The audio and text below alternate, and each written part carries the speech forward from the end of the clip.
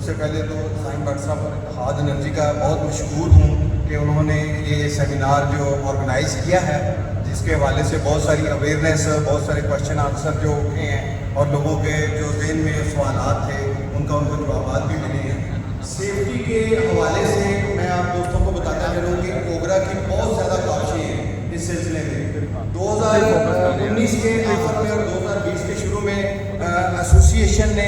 ایک پورا پروٹیسٹ لاہور سے لے کے گجرانوالہ تک ایک مارچ کیا تھا۔ اس کے ضمن میں جہاں پر جو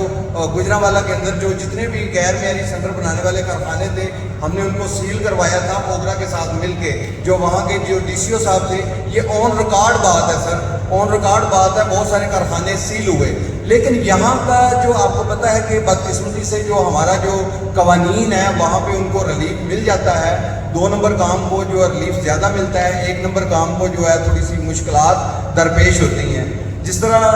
بٹ صاحب نے بتایا کہ جو اوریجنل سلنڈر ہے، جو مارکیٹنگ کا اور اوگرا اپرووڈ سلنڈر ہے، اس کو خریدا جائے وہ ڈسٹریبیوٹر اینڈ سے خریدا جائے۔ اصل میں یہاں پر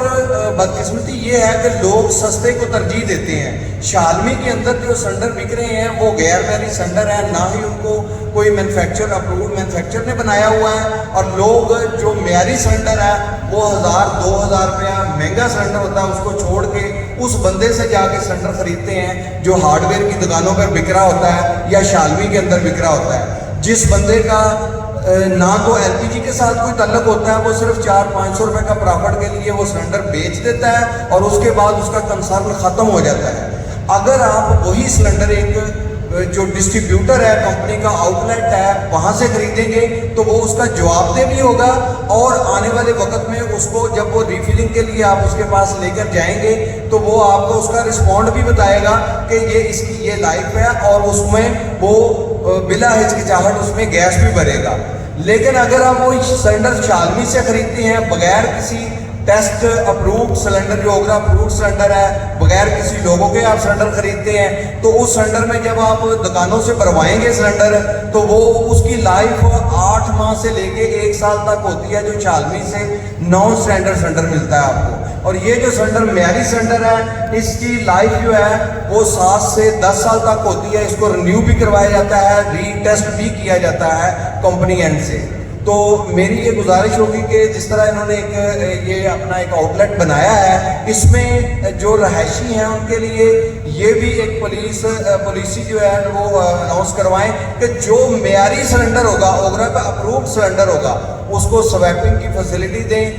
تاکہ جو ایک معیاری سلنڈر ہے، کمپنی کا جو اپرووڈ سلنڈر ہے، اس کو سویپ کریں اور اس کو اپنے لوگوں کے ساتھ بعد میں جو اوپر اس کے اخراجات آتے ہیں وہ کمپنسیشن دے کے اس کو جو ہے نا ایڈ اپ کر لیں۔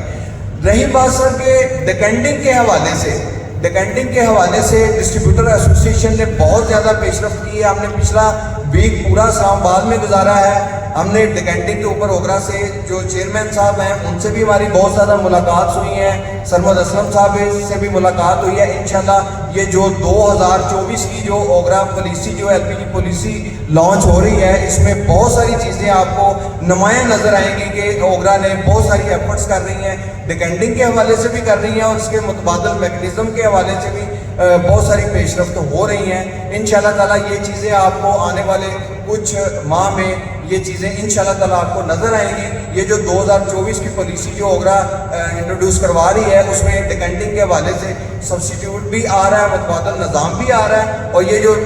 جو گلی محلے میں جو دکانیں ہیں ان کے لیے آل پنجاب ایل پی جی ڈسٹریبیوٹر ایسوسی ایشن بہت جلد ایک اس کے لیے ڈیکنڈنگ کے اوپر بھی ہم